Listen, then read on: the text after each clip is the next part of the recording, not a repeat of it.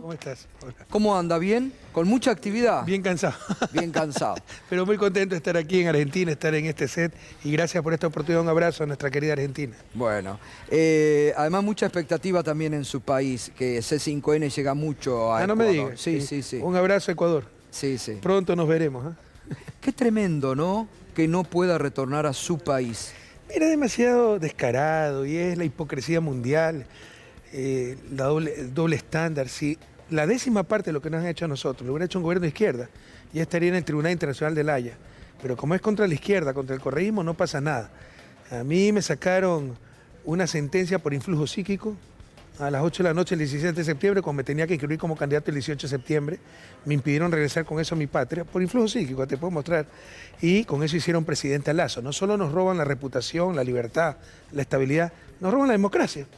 Así hicieron presidente a Lazo. Cuando metieron preso a Lula, hicieron presidente a Bolsonaro. Ya basta. Ahora, Rafael, ¿cómo se proyectó de la misma forma con usted, con Lula, la persecución aquí contra Cristina, que termina con este intento de asesinato? ¿Cómo calcado fue contra Evo?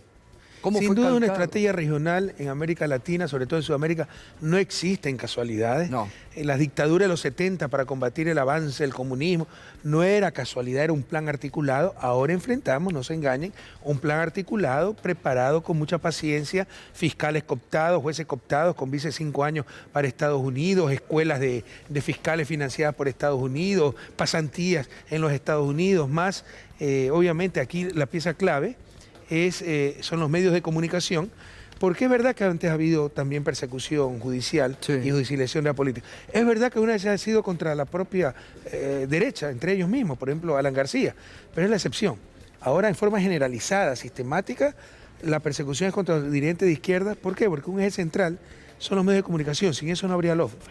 Son los que logran consenso, consentimiento, que hasta la gente más noble aplauda la mayor canallada, que se someta a la justicia por miedo a los medios de comunicación, que ya copien tan solo los titulares y los pongan en la sentencia. Y esos medios de comunicación, que a nadie les quede la menor duda, son de la derecha. Entonces, cuando ven un peligro al sistema, sanan, superan sus contradicciones internas y apuntan todo contra ese peligro, y eso somos los dirigentes de izquierda, y así tratan de lograr lo que no logran en las urnas, ¿no? Por eso, qué importante la reivindicación a Lula, qué importante que Lula gane, que vuelva a ser presidente de Brasil, porque será también una derrota a todo ese sistema.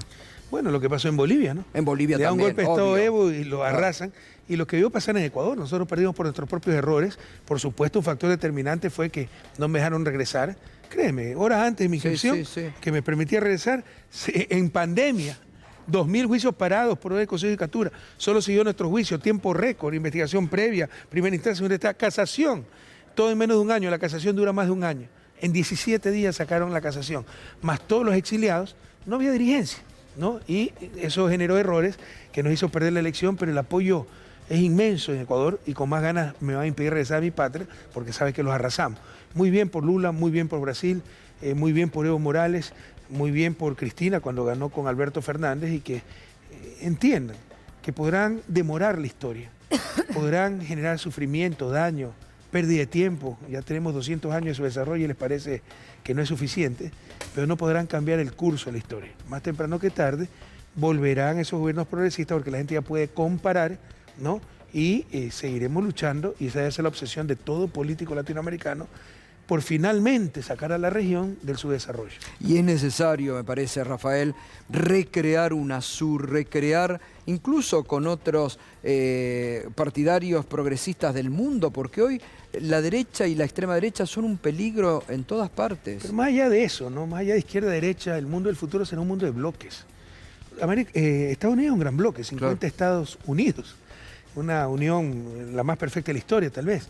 Europa obviamente es un bloque, Rusia es un bloque, el país más extenso del mundo, China es un bloque, 1.400 millones de habitantes, el Medio Oriente actúa muchas veces como bloque. América Latina tiene que actuar como bloque para tener peso en el concierto internacional, si no será arrasada. Entonces es increíble una derecha tan ciega, tan miope, tan fundamentalista, tan odiadora, que incluso se oponga a la integración. Eso no era así. UNASUR fue fundada por gobierno de derecha, Álvaro Uribe, Alan García, pero luego eso se radicalizó y vino una derecha tonta que no tiene límite ni escrúpulos, ya no respeta la integración, la democracia, los derechos humanos, y es muy grave. Pero la integración va más allá de derecha e izquierda. Total. Queremos América Latina, tenemos que como bloque actuar porque el mundo del futuro será un mundo de bloques. Exacto. ¿Cómo la encontró a la vicepresidenta? Muy bien. Me ¿Cómo le tranquilizó. impactó cuando se enteró del intento de Eso, asesinato? imagínate el impacto para uno y para la familia de uno. Cuando ven Claro. tus hijos eso, cuando ve tu esposa eso, que le puede pasar a cualquiera. Entonces fue un impacto muy, muy fuerte. Es un milagro que Cristina esté viva. Y el asesino no solo era el que apretó el gatillo, sino todos los que indujeron a esa situación, el odio que inocula a diario una prensa irresponsable en nombre de la libertad de prensa. Es una libertad de prensa y tarde o temprano tenemos que enfrentar esas barbaridades. O sea, creen que la mentira, manipulación, los discursos de odio es libertad de prensa. No, eso es atentar contra la libertad de todos, no solo contra la libertad de prensa. Y hay que enfrentar esos problemas. Gracias a Dios la encontré muy bien a Cristina, a mí me dio mucha emoción verla, porque claramente entiendo que no hubiera sido tan descuidado ese asesino y no estuviera ahí Cristina. Es verdad. Sí, sí.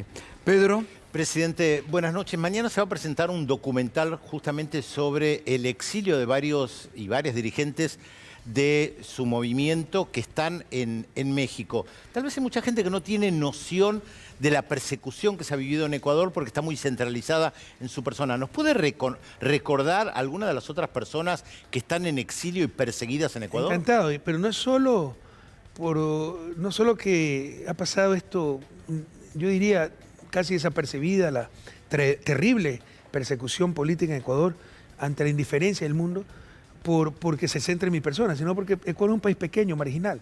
Entonces a mucha gente no le ha interesado. Pero tal vez la peor persecución de los tiempos contemporáneos que ha tenido América Latina ha sido terrible. La persecución descarada contra un movimiento donde los políticos te hablan, este es correísta, hay que votarlo por ser correísta, donde si tú mandaste un tuit y eras empleado público a favor nuestro, me retuiteaste, lo votan del trabajo. Y bueno, a mí me han puesto como 50 juicios políticos, me condenaron por influjo psíquico. De los 9 jueces que actuaron, 3 tribunales, primera instancia, segunda instancia, casación, 7 eran puestos a dedo porque sacaron 70% de la corte, solo dejaron ese 30% comprometido políticamente para perseguirnos. Esto ha sido denunciado ya por el relator de Independencia Judicial de Naciones Unidas, fue declarado constitucional por su propia Corte Constitucional, así descarado es el asunto, pero no pasa nada ante la indiferencia del mundo. Se le va a derrumbar en cortes internacionales, pero ¿cuánto tiempo pasará? Y habrá que ver si hacen caso a esas cortes internacionales. Pero como tú bien dices, mi caso no es el único, el vicepresidente va 5 años preso, sin ninguna prueba en su contra, para robarle la vicepresidencia, porque era la piedra en el zapato del traidor Moreno, por el caso de Odebrecht. Pero fíjense, ¿cómo se llama el caso de Odebrecht? La empresa corrupta y corruptora, Odebrecht, los funcionarios corruptos, los de Odebrecht, y ni siquiera acusaron a Odebrecht, no la acusó el Estado ecuatoriano. No es que la acusó, investigó y la declaró inocente, no la acusaron, porque claramente había un pacto de dejar en impunidad a Odebrecht, siempre y cuando implican al vicepresidente para meter preso al vicepresidente, robarse la vicepresidencia y tener vía libre para la destrucción que hicieron en el país. Ricardo Patiño da un discurso en un evento interno, ni siquiera en el parque, en un salón para nuestros militantes, un evento partidista. Llama a la resistencia combativa, incitación a la rebelión, orden de prisión. Gabriela Rivadeneira, por los hechos de octubre de 2019, que fue el movimiento indígena que se levantó, acusaron a Gabriela Rivadeneira de incitación a la rebelión, la prefecta Pavón, Virgilio Hernández, ellos los metieron presos. Gabriela pudo refugiarse en la Embajada de México y luego meten preso a su padre. Y en cadena nacional sale Moreno diciendo, ya encontramos el testaferro, el que le maneja los millones a la corrupta Gabriela Rivadeneira. 6 meses después se lo declara inocente esa persona, incluso de tercera edad, y no publicó media vocal la prensa. Y así te puedo seguir enumerando casos. O sea, mi equipo de gobierno tiene centenas de casos penales y otras centenas de casos civiles y administrativos. Es una persecución brutal, como nunca antes en la historia. Rafael, estábamos hablando recién con Pedro, con Andrés Lerner, lo que acaba de suceder en el Reino Unido, ¿no? Donde el primer ministro anunció un ajuste. Acá el expresidente Macri, representante de la derecha, acaba de publicar un libro que quiere el doble de ajuste, terminar con las empresas públicas, con meterle flexibilización laboral. Digo, hay un mundo hoy que realmente, producto de la guerra y de las carencias y de la alta inflación, no quiere más ajuste, claramente, ¿no? Mira, es muy fácil. Si lo que predican les beneficia, ya duden. Porque nosotros, o sea, yo soy economista, no soy muy tonto. Si hubiera querido hacer dinero, me hubiera hecho banquero. ¿Me explico? O sea, si tú quieres, pregonamos algo que no nos conviene en lo personal, por las oportunidades que nos dio la vida, pero son cosas que creemos clamorosas: la justicia social, la equidad, la prosperidad para todos y todos. Pero esta derecha es muy hábil para crear narrativas que le benefician, y muchos aplauden, porque además es medio chic, ¿no? Ser liberal, suena hasta bonito, claro. ¿ya? Y no entienden que ser liberal, que tiene que ver mucho con individualismo, en la región más desigual del mundo, sencillamente que nos sigan dominando ellos, lo mismo de siempre. Es que la libertad, para ellos la libertad es la no intervención, que con tanta asimetría de poder significa que el pez gordo se coma al pequeño, que el luchador de 200 kilos sin árbitro masacra al de 50 kilos. Para nosotros, el progresismo, la libertad es la no dominación, y para eso hay que intervenir con acción colectiva, y el Estado, que es la forma de implementar esa acción colectiva, para dar oportunidades a todas y todos, para dar capacidades, educación, salud, empleo digno a todas y a todos, y que nadie te domine. Esa es la verdadera libertad. Pero muchos caen en los cantos de sirena de esta derecha que crea una narrativa en función de sus intereses. Yo le pregunto a los televidentes, díganme en el libro de Macri si hay una coma, una vocal que perjudique sus intereses, o todo está en función de sus intereses. Si todo está en función de sus intereses, duden muchísimo lo que está diciendo. Buenas noches, Correa. Bueno, voy a aprovechar también que tenemos un economista aquí en el piso. En Argentina estamos con un problema muy grave de inflación, este año proyectada ya en torno a un 100%. ¿Cómo combatir la inflación justamente sin tomar de esas recetas neoliberales que predican siempre un ajuste, ¿no? para combatir justamente la inflación? O sea, el neoliberalismo parte de que la inflación, o sea, es exceso de demanda, para un componente de la demanda del consumo, para el consumo hay que venir ingresos, entonces hay que reducirle ingresos a la gente con menores salarios reales y todo aquello, ¿no? El ajuste siempre viene por la disminución de la capacidad de compra, y sobre todo clase media más pobre, los ricos siempre pasan indemnes en todo esto. En todo caso, el problema es complejo, es una inflación por costos. Rusia, Ucrania, importada en gran medida. Argentina es un país tradicionalmente, o sea, que ha tenido altas inflaciones. Alberto Fernández recibió el país con 52, 54% de inflación. La inflación interanual está en 84, 86% y probablemente alcance el 100%, lo cual es muy, muy alto. Y también es un misterio, porque es verdad que hay un choque externo, pero es demasiada la inflación. Me parece que es una inflación por expectativas. La gente cree que va a haber mayor depreciación del peso y con ello mayor inflación, acumula dólares, aumenta demanda de dólares y eso te genera presiones sobre el tipo de cambio que te genera inflación. Sin embargo, tengo que estudiar un poco más el fenómeno porque sí, no es una inflación tradicional. Hay un factor externo, ha habido inflación en todas partes del mundo por el conflicto Rusia-Ucrania, pero en Argentina ha sido demasiado el impacto inflacionario. Y una de las explicaciones es expectativas de mayor depreciación e inflación en el futuro, y los agentes atacan el dólar, quieren acumular dólares, eso puede generar depreciación, ¿no? Ahora, está impactando también duramente el conflicto, la guerra Rusia y Ucrania. Se está transformando Europa en este momento, ¿no? En un campo de batalla donde ya prácticamente no hay energía, donde hay realmente una preocupación de Macron, de Alemania, por la falta de gas y por el encarecimiento de la energía, ¿no? Lo que de la gasolina. informando sobre la primera ministra británica, yo creo que es el comienzo. Claro. Recién empieza el frío en Europa. Se va a disparar el costo de la calefacción por el costo de la energía y vendrán muchos problemas. Ya hay problemas, ya hay gran insatisfacción con muchos gobiernos, ¿no? Se han cuadruplicado los precios en algunos países, España, etcétera, están subsidiando, ¿ya? Pero yo creo que lo peor está por venir porque todavía falta el invierno. Y si sigue el conflicto, se va a disparar el precio de energía, el costo de esos servicios, y muchos otros gobiernos tambalearán, ¿no? Recién usted hablaba de los errores cometidos también por ustedes, en su momento también en el 2018 por el PT de Lula. El Pepe Mujica, nuestro amigo, dice: las derechas se unen por intereses y los progresistas nos dividimos por las ideas. Por principios. Y por principios. A la derecha la une los fines y a nosotros nos dividen los principios. Ahora, ¿cómo se supera eso? Porque realmente... Madurez política, madurez democrática. Pasa en todas partes. Sí, pero hay inmadurez, gran parte de vanidad, gran parte de ambiciones personales, gran parte de sentido de misión. La izquierda debe tener sentido de misión. Nuestra obsesión como políticos, esto debería ser para todos los políticos latinoamericanos, pero sobre todo para la izquierda, que debe ser garantía de autenticidad. Nuestra obsesión debe ser no ganar la siguiente elección, no obtener espacios de poder, sacar finalmente a nuestro pueblo de su desarrollo. 200 años son suficientes. El gran enigma de su desarrollo. ¿Por qué Estados Unidos se desarrolló y nosotros no? Hoy la izquierda se queja, somos el patio trasero de Estados Unidos.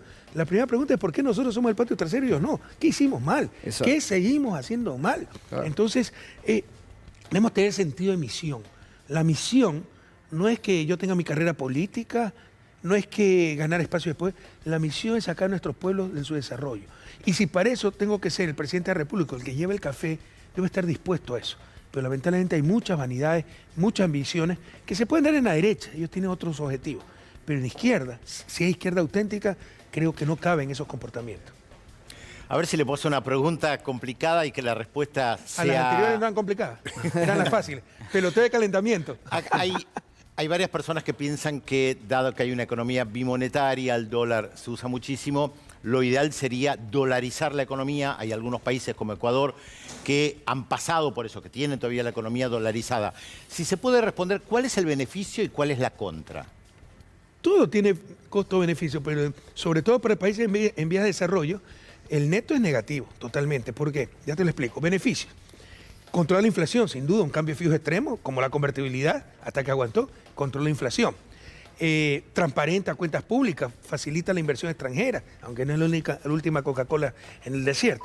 Pero los perjuicios, el principal perjuicio es el talón de Aquiles de los países en vías de desarrollo, y Argentina es un ejemplo de eso.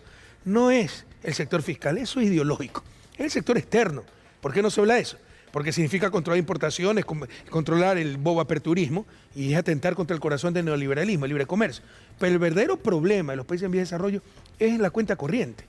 Básicamente la balanza comercial, pero tiene otros componentes la cuenta corriente, ¿no? Exportaciones e importaciones. Y eso es lo que les está pasando también. Ese es un factor para presiones sobre el dólar y a su vez presiones inflacionarias. Argentina no está teniendo un mal crecimiento, el interanual está cerca del 7% y este año probablemente solo este año va a ser 4%, pero la industria importa muchos insumos, la farmacéutica, mucha falsa industria, ¿ya? Que prácticamente importan todo y lo arman aquí.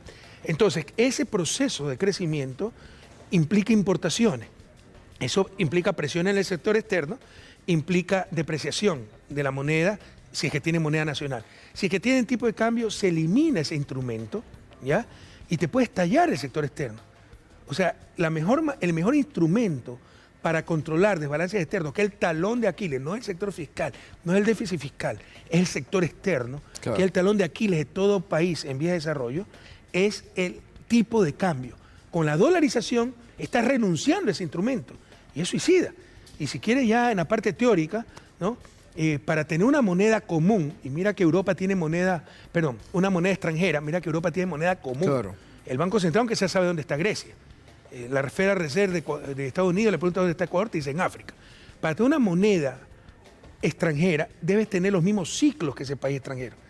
Pero si tenemos diferentes ciclos que Estados Unidos, por ejemplo, cuando sube el precio de los commodities, de los alimentos que exporta Argentina, si Estados Unidos es importador, que es exportador de alimentos, pero te pongo, más claro es con el petróleo. Es importador de petróleo, cuando sube el precio del petróleo de Ecuador, nosotros estamos bien, ellos están mal, ¿ya? Probablemente quieran depreciar la moneda para reactivar su economía, pero a nosotros nos aumenta presiones inflacionarias eso. Por otro lado, si ellos están bien y nosotros estamos mal porque bajó el precio del petróleo, ellos querrán apreciar la moneda para controlar un poquito los problemas inflacionarios cuando nosotros requerimos mayor competitividad para reactivar la economía. Entonces, cuando no tienes ciclos comunes, ¿no? Ciclos similares, que depende también de la estructura de la economía y son totalmente diferentes las estructuras de la economía, la única forma de compensar eso es movilidad laboral. Por eso Texas puede tener la misma moneda que, digamos, Dakota, porque si hay un problema en Texas, los trabajadores de Texas van a trabajar a Dakota o viceversa. Pero ¿qué movilidad tenemos entre Ecuador y Estados Unidos? ¿Qué movilidad tenemos entre Argentina y Estados Unidos? Y no tenemos los mismos ciclos económicos. Es una torpeza enorme a nivel teórico y a nivel incluso técnico y a nivel de soberanía, porque la moneda es un símbolo de soberanía de un país. Total. Además es el principal mecanismo de coordinación económica y social. Entonces los costos son mucho mayores que los beneficios. Bueno, muy informado está, ¿eh? En cualquier momento lo tenemos como ministro parte de Economía de Argentina. En cualquier momento lo tenemos ministro de Economía de Argentina. Yo hice mi tesis sobre Optimum Currency Area, sobre áreas monetarias óptimas. Ah, muy bien. Mi tesis de doctorado. Rafael, un gustazo, ¿eh? El gusto Mucha ha sido mío, gente, muchas gracias. Víctor Heredia le manda un abrazo enorme, lo está mirando. Y lo puse a la interpretación que tiene Cómo será patria, donde nos colaboró Víctor. Un inmenso abrazo, Víctor. Ojalá algún día podamos cantar juntos. Que es muy para buen estropearte tu cantante. presentación. Es muy buen cantor, además. No, yo no soy un cantor, no, ese es un Muy abuso de bien. poder que cometía como presidente. Ahora tengo que pedir permiso. Muchas gracias, Rafael. Gracias a ustedes.